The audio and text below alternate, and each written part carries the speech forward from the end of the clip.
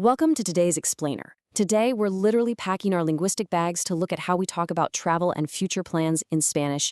Whether you're interested in ancient ruins or just relaxing on the beach, by the end of this, you're going to have the vocabulary to map out all those amazing ideas. Let's get started. Here is our itinerary for today. We'll cover travel vocabulary essentials, a planning a trip dialogue, grammar for future plans, Latin American destinations, and finally, the dream trip reading. Okay, let's dive into part 1, travel vocabulary essentials, or Vocabulario del Viaje. Let's kick things off with some absolutely crucial action verbs for any globetrotter. First up, the verb for to travel is viajar. In a sentence, you'd say, Quiero viajar a Perú. That simply means I want to travel to Peru. Next, we have to drive, which is manejar. Let's try a sentence. Mi papá maneja bien, meaning my dad drives well. And hey, no trip is complete without some fun, right? So we definitely need the verb for to dance, which is bailar.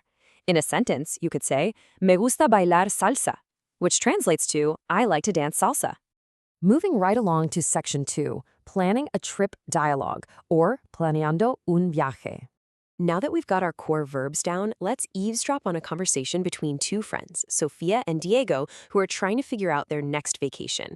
Sofia kicks things off by asking the big question. She says, ¿A dónde quieres ir en las vacaciones? This translates to, where do you want to go on vacation? And it's kind of cool how ¿a dónde translates perfectly to where to. Diego already has a very clear destination in mind. He says, Quiero ir a Perú. Voy a visitar Machu Picchu. That means, I want to go to Peru. I'm going to visit Machu Picchu. Pay special attention to that phrase, voy a visitar. He's using voy a plus an action word to signal his future plans. Really useful stuff. Sofia is impressed, but she's also super practical. She asks, ¿Qué aventura? ¿Ya tienes el boleto? That means, what an adventure. Do you already have the ticket?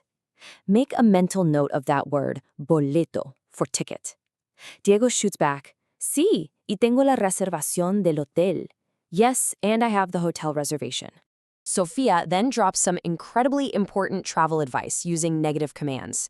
She tells him, No olvides tu pasaporte. Don't forget your passport, and she adds, Y no pierdas el equipaje, and don't lose your luggage. Seriously, equipaje is a lifesaver of a word to know. It just means luggage or baggage. All right, on to section 3, grammar, future plans. Let's peek under the hood for a second to see exactly how Diego built those sentences. What's really fascinating here is how flexible a Spanish can be. When Diego wants to say, I am going to get up early, he uses a reflexive verb, levantarse, which literally means to get oneself up. Because he's talking about himself, he uses the little pronoun me. Now, you can actually do this in two different ways. You could say, me voy a levantar temprano, where the me goes right before the conjugated verb phrase. Or you could say, voy a levantarme temprano, where that me is attached directly to the very end of the infinitive levantar. And the best part? Both of these forms are 100% grammatically correct. You can literally just choose whichever one feels more natural to you. Section 4, Latin American destinations, or Los Destinos de Latinoamérica. Okay, we've got the vocabulary and we understand the grammar. Now, let's explore some actual, real-world places we can visit in the Spanish-speaking world. First up is Diego's top choice, Machu Picchu. This place is unreal. It's a stunning 15th century Inca citadel perched way high up in the Andes Mountains of Peru. It was brought to global attention back in 1911, and it is absolutely breathtaking. Next, we have Chichén Itzá. Located in Mexico's Yucatan Peninsula, this magnificent Maya pyramid is just a total architectural marvel. Get this, it's built so precisely on the spring and autumn equinoxes, the sunlight hits the steps and creates the illusion of a feathered serpent sliding right down the side. No way, right? Then, way off the coast of Ecuador, we find the Islas Galapagos. These are the legendary islands that inspired Charles Darwin's theory of evolution. They're home to giant tortoises, marine iguanas, and creatures you literally won't find anywhere else on Earth. Now, to put this next one into perspective, imagine an incredible 300 waterfalls roaring all at once. That is what you get at Las Cataratas del Iguazú. Located smack on the border of Argentina and Brazil, these falls are actually wider than Niagara Falls and taller than the Statue of Liberty, just massive. And hey, if you prefer history and architecture over nature, you definitely need to visit Cartagena, Colombia. Built by the Spanish back in the 16th century, it stands right on the Caribbean coast as one of the most beautifully preserved historic walled cities in the Americas. Finally, Section 5, the Dream Trip Reading, El Viaje de Sueños.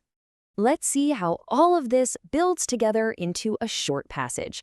This is going to combine the vocabulary, the grammar, and the amazing destinations we just explored. I'll read through the Spanish, and then we'll translate to see how much you actually understand now. Ready? Mi amiga Ana quiere hacer un viaje de sueños a Latinoamérica. This means, my friend Ana wants to take a dream trip to Latin America. Primero va a viajar a Perú para visitar Machu Picchu. First, she's going to travel to Peru to visit Machu Picchu. Let's keep going. Ella dice, voy a levantarme muy temprano para ver el amanecer desde las ruinas. She says, I'm going to get up very early to see the sunrise from the ruins. And hey, notice the grammar there? Voy a levantarme.